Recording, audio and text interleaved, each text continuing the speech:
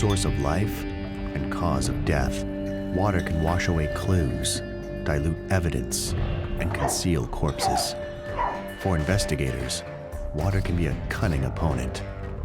For criminals, a most accommodating ally. For the perfect crime, just add water.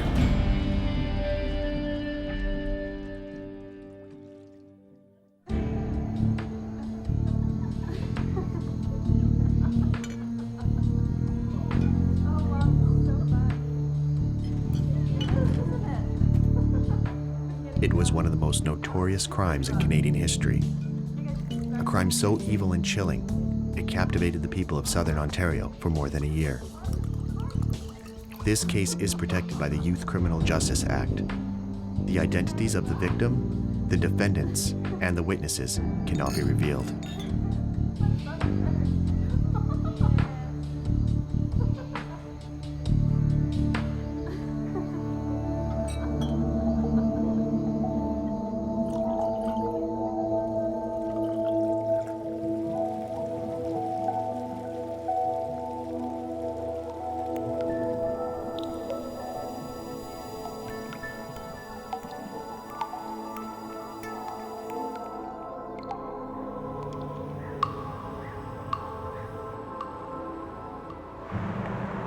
Mississauga, Ontario is a quiet Toronto suburb. On January 18, 2003 at 10:35 p.m., a 911 call is received at the Peel Regional District Call Center. Oh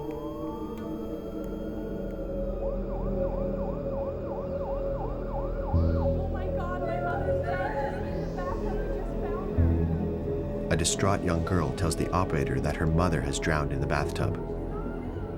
The police and emergency response teams are dispatched to a house in a middle-class neighborhood.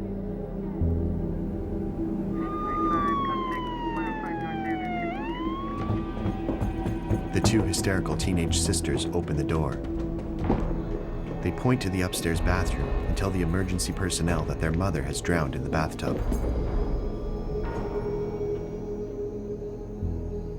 The paramedics pull her body from the tub and attempt to resuscitate the mother, but she is unresponsive.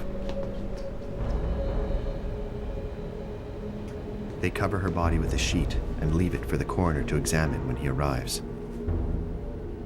Right from the beginning, bathtub drownings don't occur very often, and so they have to be looked at with a degree of suspicion. So this was a suspicious death. I still have difficulty with believing that people drown in bathtubs on their own. I know it's possible to it, but I still have that mindset going in that until I prove it to myself, I don't believe it. Forensic Identification Officer Bernie Weber arrives at the house. His first task is to observe and photograph the scene. I actually arrived just shortly before the coroner. And so I go in, I photograph everything the way that I find it. I don't touch anything, I don't move anything. You know, I don't even take the blanket off of the deceased. And I don't even want to get in to start moving anything until the coroner gives me that sort of authorization. I want him to see the scene the way that I have. We still didn't know exactly what we were dealing with. I did some photographs in other areas of the home, one which showed the living room, where everything was relatively neat and tidy, but there was a vodka bottle which was lying on its side on the coffee table. While Weber continues his inventory of the scene, Inspector Brent Magnus begins his preliminary investigation. He will be the first person to record the sisters' version of the events. Was your mother in the tub? They tell him they went to meet friends for dinner at Jack Astor's restaurant around 6 p.m. When they left, their mother was drinking heavily. And then what happened? When they returned around 10:30, they were shocked to find their mother unconscious, face down in the bathtub. During that brief interview or talking with the girls, they requested to go to the aunts. She agreed that the girls could stay with her. It was close by, and it was easy to take them to the place of safety. The girls are escorted to their aunt's house nearby. That scene was initially identified as a sudden death scene, and the coroner would have responsibility over that particular scene. The coroner arrives. He and Bernie Weber begin to reconstruct the sequence of events. A normal size between 5'2" and 5'5". She was slightly overweight. Whenever you start to move a body and they talk about that dead weight, it would have been very difficult, actually, even just for her small size, to try to get her out of the bathtub like the fire department did. So for things not to be completely knocked over within the bathroom wasn't a surprise. It was actually still relatively in order. So I was asked by the coroner to fingerprint her in order to identify her. I take a dark fingerprint powder on a brush. I put the powder onto the skin itself, and then what I do is I put a piece of tape over top of that finger, and then as I pull it away, I get that impression. So I'm left with the fingerprint impression, and I can use that for comparison. They are looking for clues that will tell them whether this was an accident or a homicide. In a case like this, the tiniest clue can take the investigation in a whole new direction.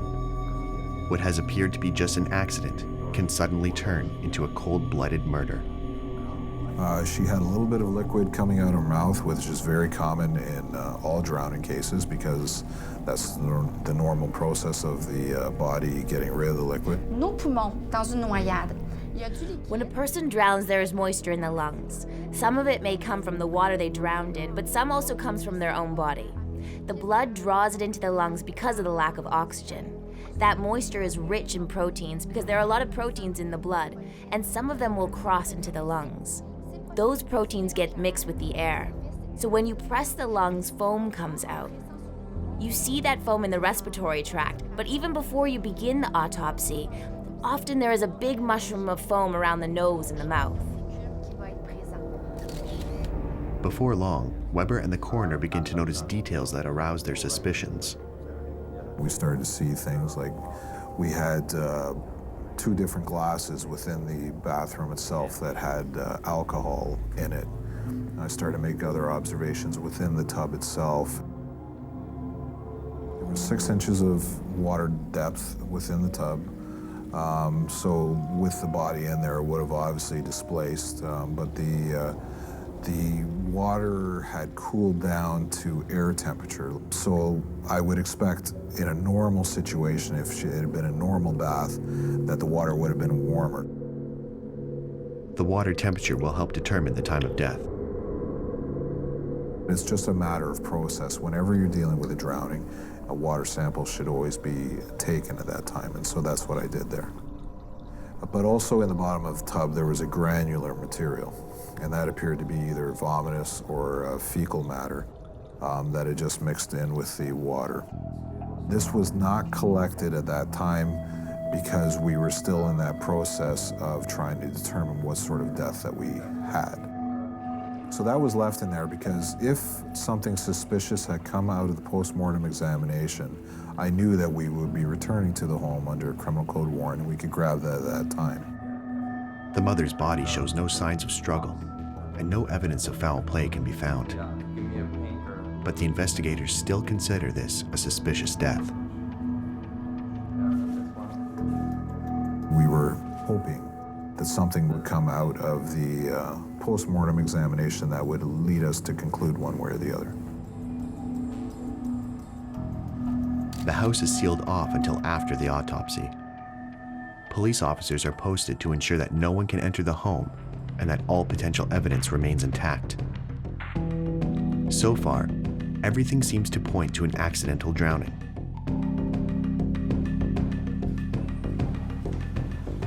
But in cases such as this, the final determination cannot be made until the autopsy has been completed. It is often the pathologist who finds evidence of foul play.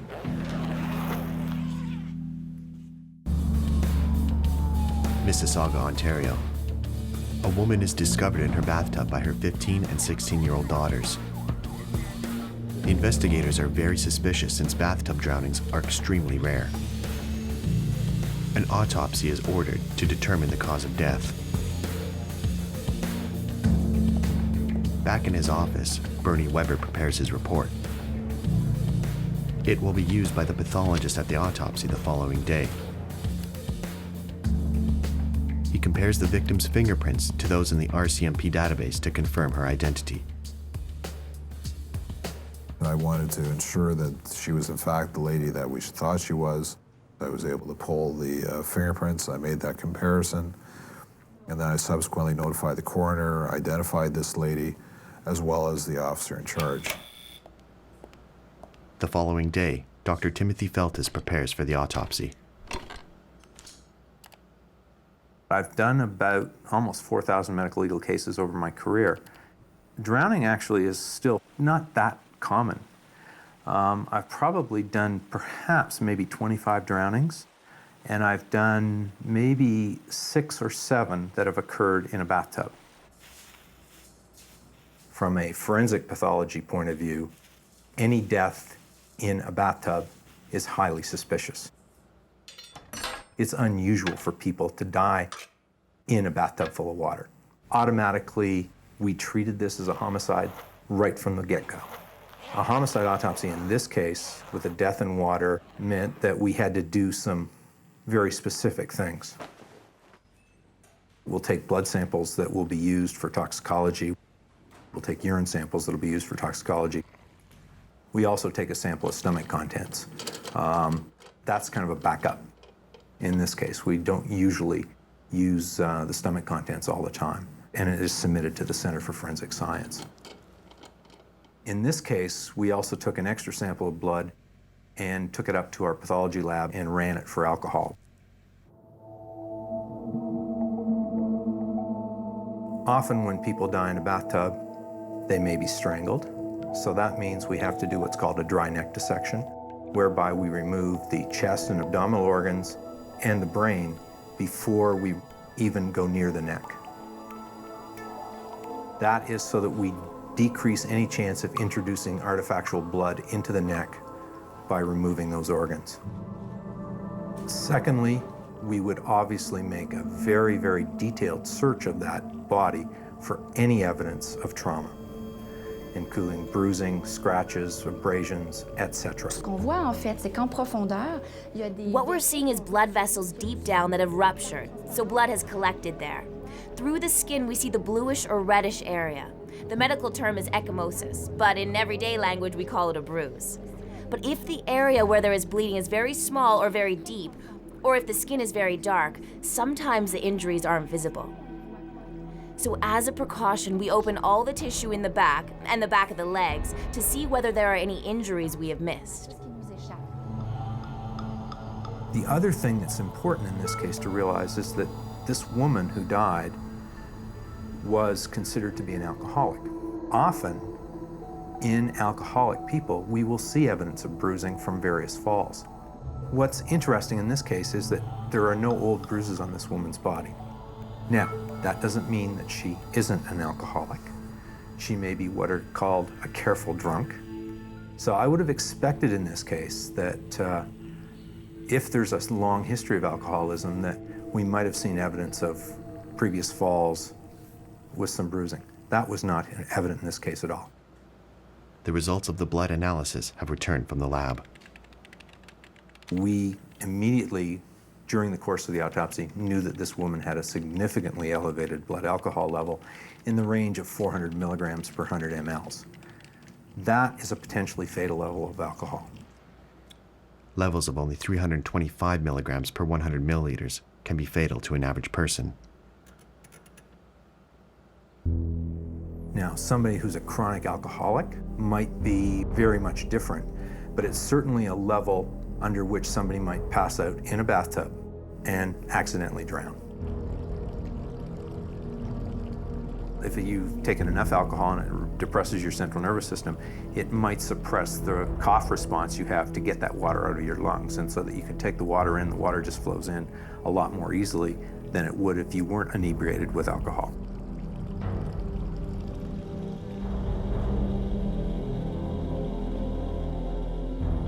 Any death in a bathtub has to be suspicious.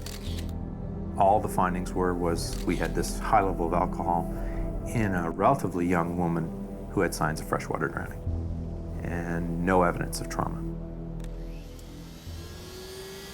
We didn't have any evidence that directly pointed to a homicide. You need absolute proof, and in terms of the autopsy, there wasn't any. The coroner compares the autopsy results with his own observations and the testimony of the victim's daughters. He concludes that the cause of death was accidental drowning due to excessive alcohol consumption. Peel District Police closed the file.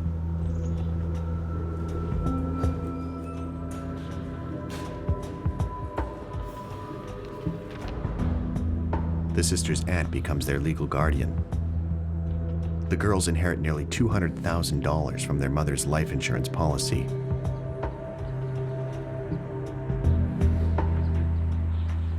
However, 11 months later, a surprising piece of evidence is brought to the attention of the Peel police, and the case is reopened.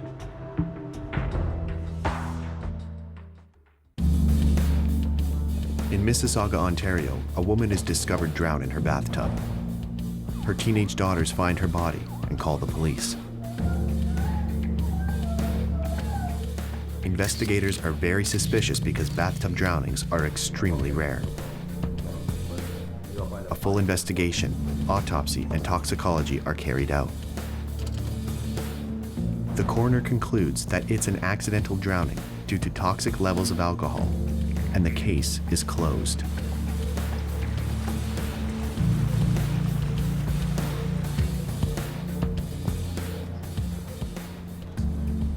"11 months later, a teenage boy contacts the police with surprising information about the bathtub drowning. This individual received some information from the older of the two sisters. He became aware of certain information and that the mother had actually been murdered or forcibly drowned in the bathtub of the residence. Brent Magnus must first prove that the young man is telling the truth. I discussed it with a Crown attorney because initially when this information came forward through the friend, I realized that we would have to go to an authorization to intercept communications in order to corroborate what this friend was telling us. The police examine the young man's computer. They find online conversations between him and the older sister that are very disturbing. He was providing us information that only the girls would be privy to, and that they had actually murdered their mother. The case is reopened and becomes a criminal investigation. The police begin to plan an undercover operation with the young man playing the lead role.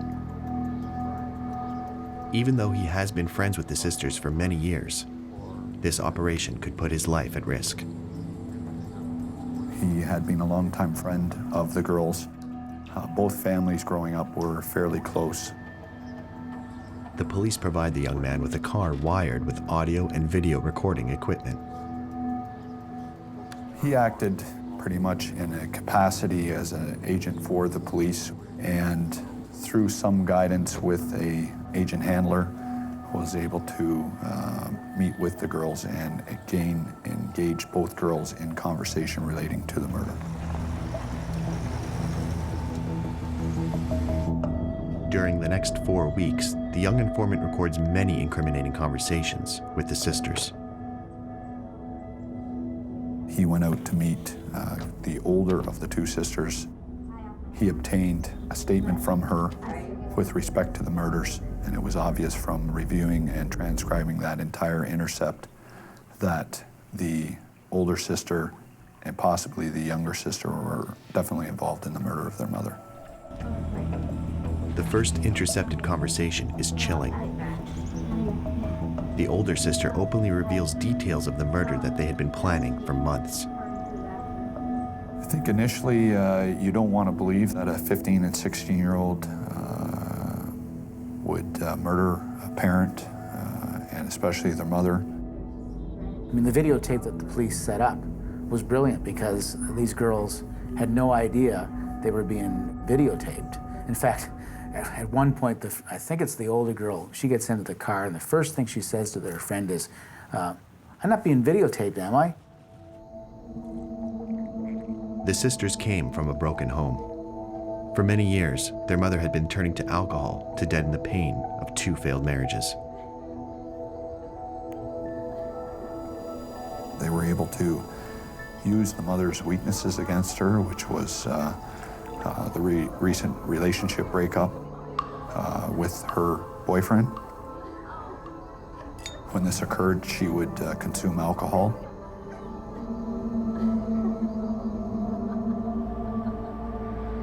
Over the course of a few weeks, the young informant meets the sisters 4 times. The meetings produce many hours of recordings and dozens of leads that must be followed up. One startling discovery comes out in the first recording. The girls had given their mother deadly cocktails of vodka and Tylenol 3, a potent painkiller containing high levels of codeine. We realized we should do a toxicology test looking specifically for codeine. A warrant is issued to release the blood and urine samples taken from the mother a year earlier. A full analysis on the samples and relayed to us that the mother had an abnormal amount of codeine in her system at the time of her death. The investigators have the proof they need. The next step is to plan how to arrest the sisters and their accomplices. I had officers assigned to find out what schools they went to and any other background information we could dig up on them. The police are concerned that news of the arrests will spread quickly through the community. They're afraid the accomplices might have the opportunity to consolidate their alibis. Because the younger generation of people are in communication with one another more readily through cell phones, through Blackberries, internet, it wouldn't take a very long period of time for individuals to realize that the girls were arrested. It would be difficult to prevent accomplices from communicating online and covering up important information. The investigators had to come up with a fail-safe strategy.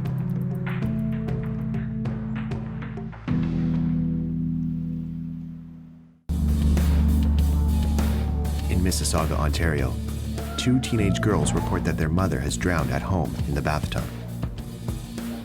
At the time, it is determined that the death was due to excessive alcohol intoxication, and it's ruled accidental.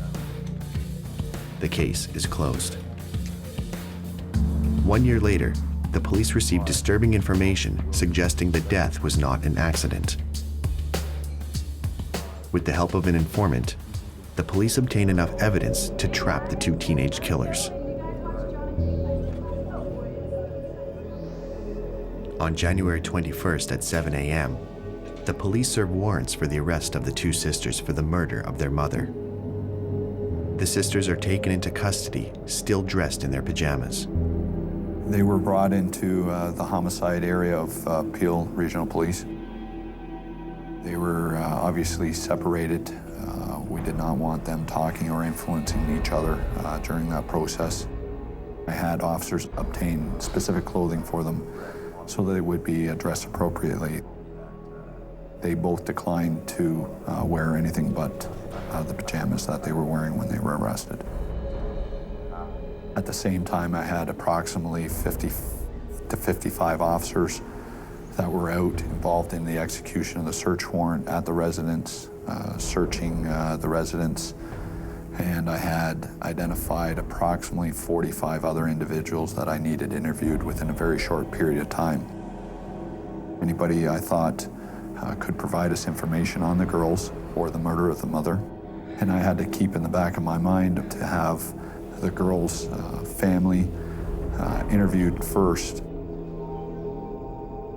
The conversations intercepted by the informant show that the girls had been speaking openly with their friends about the crime that they had committed. Young people who commit this type of crime and brag about it afterwards face a dilemma. On the one hand, They want to prove that they are capable of action, that they're not all talk. But on the other hand, the more they talk about it, the more they risk getting caught. Ils en parlent, plus ils s'exposent à se faire prendre. Detective Magnus wanted to make sure he was able to question the immediate family members before the two accused could talk to them. He had to ensure that a lawyer was present when the two girls were being interrogated. They were given the opportunity to speak with counsel almost immediately. Any other adult or family member that they would feel confident in speaking with, and they were given the opportunity to have those individuals present with them during any interview that would take place.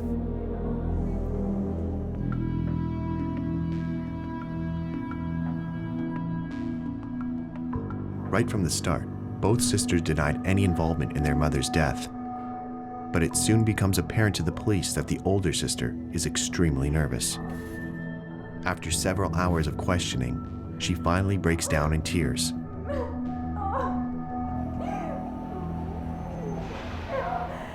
She admits to her role in the murder and describes it in detail. Then, remarkably, she curls up on the floor and falls asleep.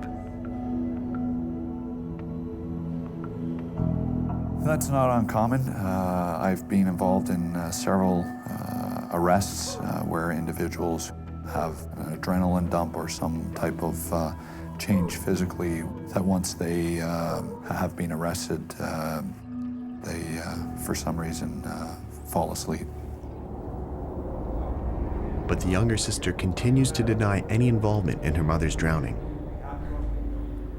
No, after several hours of speaking with her, she did not provide any information to police. However, the two girls wanted to speak with one another. I made the decision to allow that to happen, and they did speak to one another about the murder. They put the two girls together, and they come up with this scheme about how they were going to pretend it was all a big joke they were putting on their friend, and that's the story they're going to tell the police.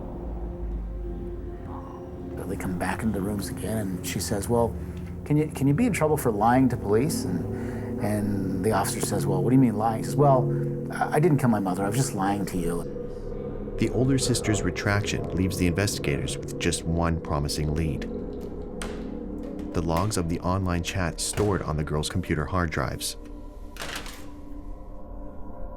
Joe Colson from the Technological Crime Unit examines the computers.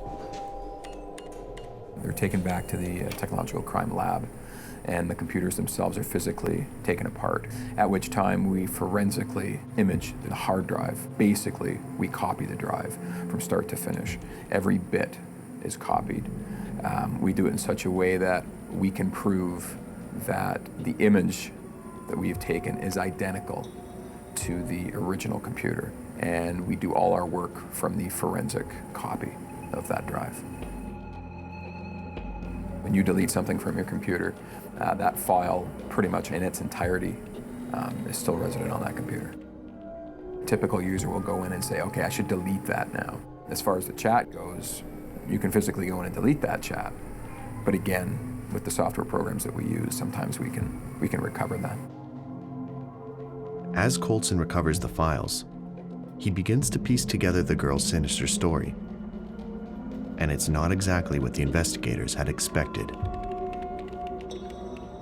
These two girls were brilliant kids. One of their guidance counselors said that they were the most intelligent kids that he'd ever seen in 30 years of teaching. But he said their best quality was their ability to manipulate people. Their online chats paint a picture of an unhappy family life. Their mother had been in 2 difficult relationships with abusive men. They accused their mother of spending more money on alcohol than on their well-being. They began to fantasize about a better life without their mother.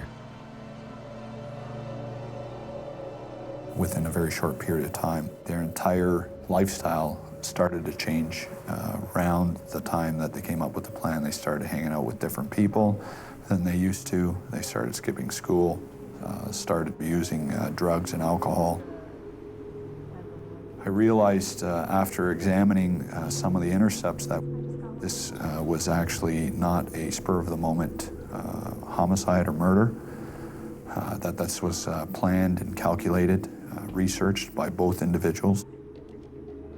The mother, unbeknownst to the girls, was saving money for them, providing them a good home life, and working several jobs to provide that. The girls didn't recognize that.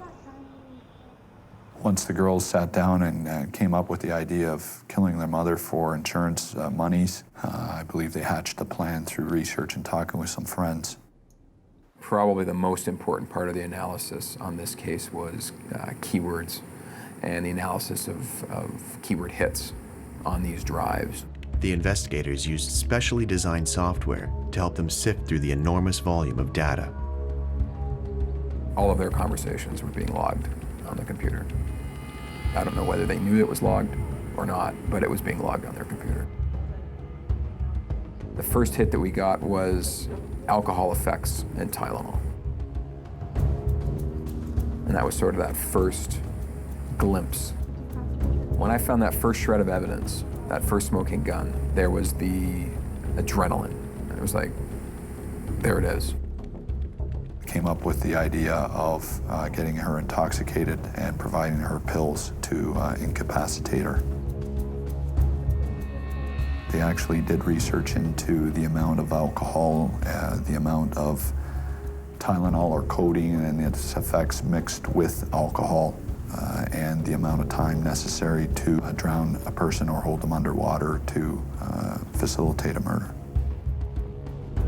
The police recover information that proves the girls had been actively planning their mother's murder for months. But the two sisters had not acted alone. We were able to show that the girls were actually chatting with this particular individual, and that he was willing to be an alibi for the two girls. He actually did show up the night of the murder at a local restaurant to act as an alibi. The young accomplice was also a lifeguard. He was well aware of how easy it is to drown someone. He provided the one sister with Tylenol pills, sufficient enough to incapacitate the mother along with the alcohol. For an entire year, the sisters have managed to get away with the perfect crime. Now the time has come for the investigators to build the perfect prosecution. Southern Ontario is shocked by the news that a one-year-old accidental drowning case has been escalated to murder. The accused are two teenage sisters from Mississauga. They are arrested and charged with drowning their mother. After months in a detention center, the two sisters are accompanied by their lawyers to their bail hearing. Surprisingly, they are still wearing their pajamas.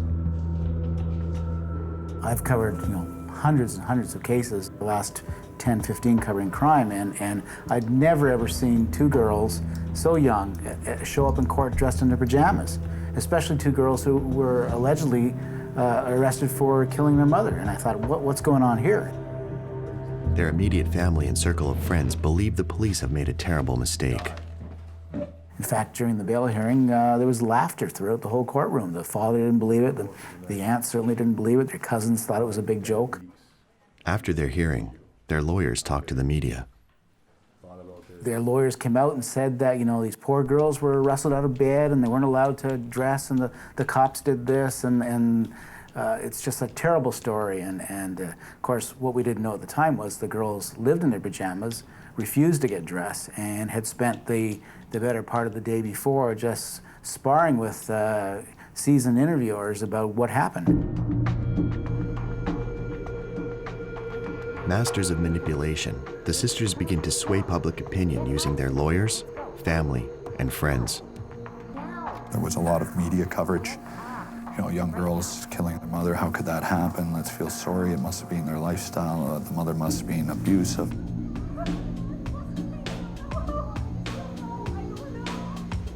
some 4 months after their arrest, they were given bail with specific conditions placed on them by the judge. And one of those conditions was being to remain within the residence where they were residing, which was the aunt's house. The girls are released from the detention center and placed under house arrest with their aunt until the trial. It just meant that they weren't free to do anything they wanted. I mean, they could go to school if they could have. They could have gone to doctor appointments. They could go to work if they wanted. They just had to be with somebody chaperoning them. Some of the computers were given back to the family.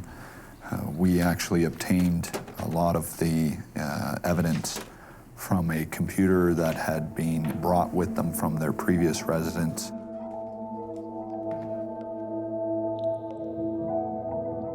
The sisters continue their deception. The family still believes the girls are innocent, but their online chats tell a completely different story.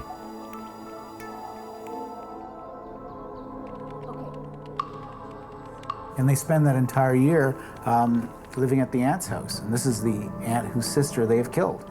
And everybody supports them. They think the police have made a terrible mistake.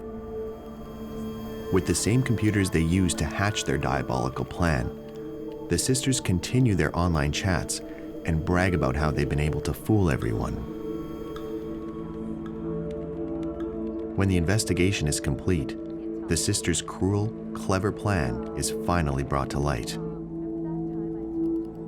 While the sisters are under house arrest, the logs of their previous online chats are examined with a fine-tooth comb. Investigators are then able to piece together a detailed timeline of the events that led up to the murder. The evidence clearly proves that the sisters had planned to kill their mother in cold blood.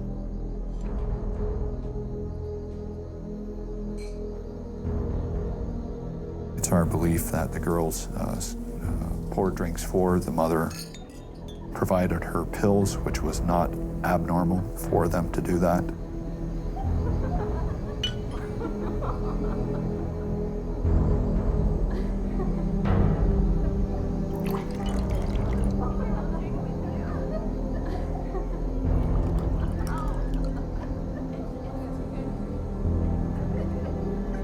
The mixture of alcohol and codeine from the Tylenol 3 soon puts their mother in an almost unconscious state.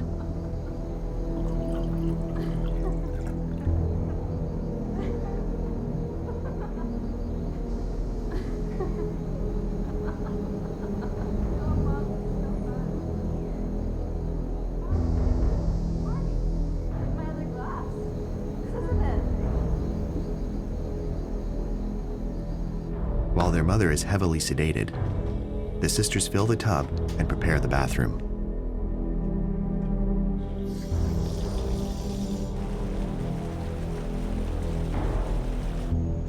They help their mother up the stairs, taking great care that she doesn't fall and bruise herself.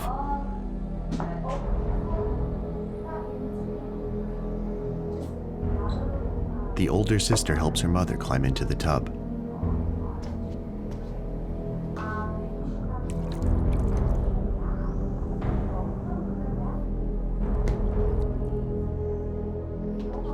Telephone and computer records proved that the sisters were communicating with their friends as they prepared to drown their mother.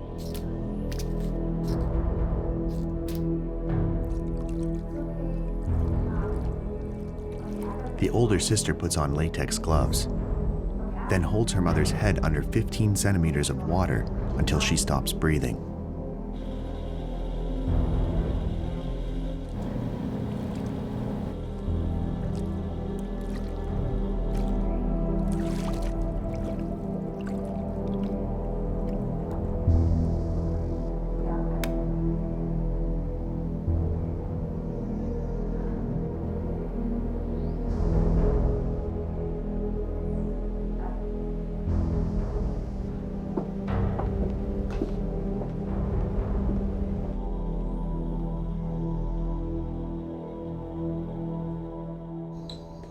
The sisters rush out of the house. In order to establish an alibi, they have arranged to meet a girlfriend and their accomplice, the lifeguard, at a local restaurant. After dinner, they return home and stage their 911 call. The older sister makes the call, the younger sister is in the background. The older sister sounds like she is upset. But when you review that with other evidence in the case, you realize that she was play acting. 911 operators asked the girls to provide the mother assistance if they found her just drowned in the tub. When police first responded, there was some evidence of rigidity, rigor mortis, and lividity, which would indicate that it had transpired several hours prior to the girls calling 911.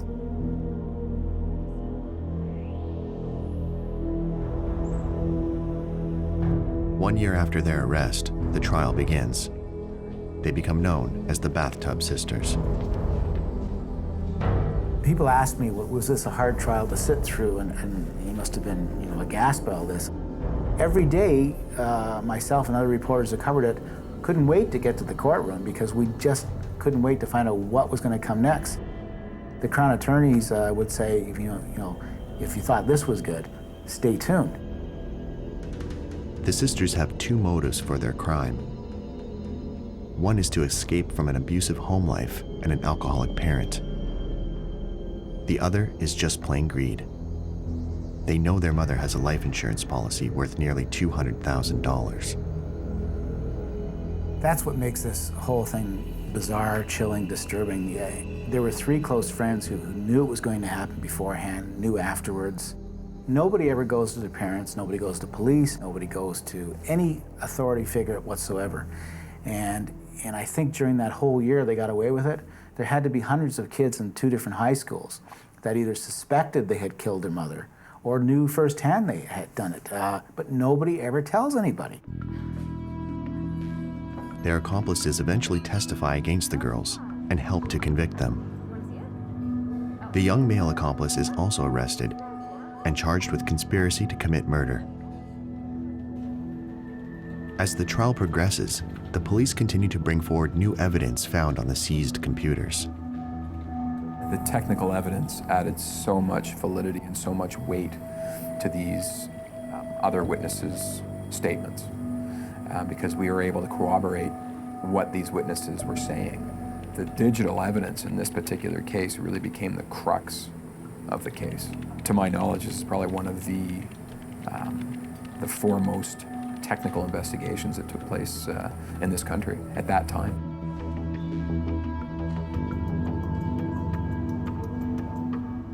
After a trial lasting several weeks, Justice Bruce Duncan hands down his decision.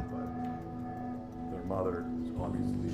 He says the two defendants set out to commit the perfect crime, but instead, they created the perfect prosecution. The case against them is overwhelming. He declares that this is the strongest case he has ever seen in over 30 years of prosecuting and judging criminal cases. He finds the defendants guilty of first-degree murder.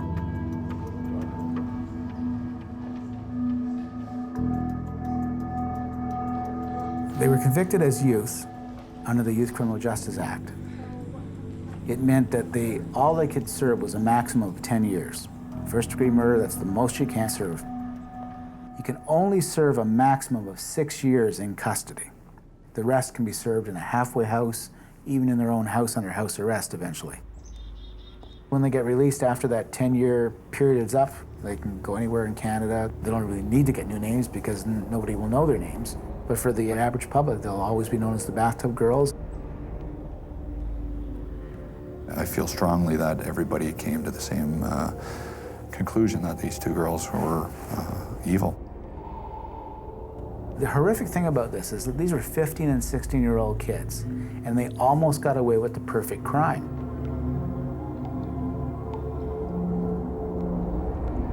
The deadly power of water was used to cover up an almost perfect crime. The mother's drowning would have gone unpunished had it not been for one person following his conscience. Once again, water would have been a ruthless accomplice. Silent. Perfect.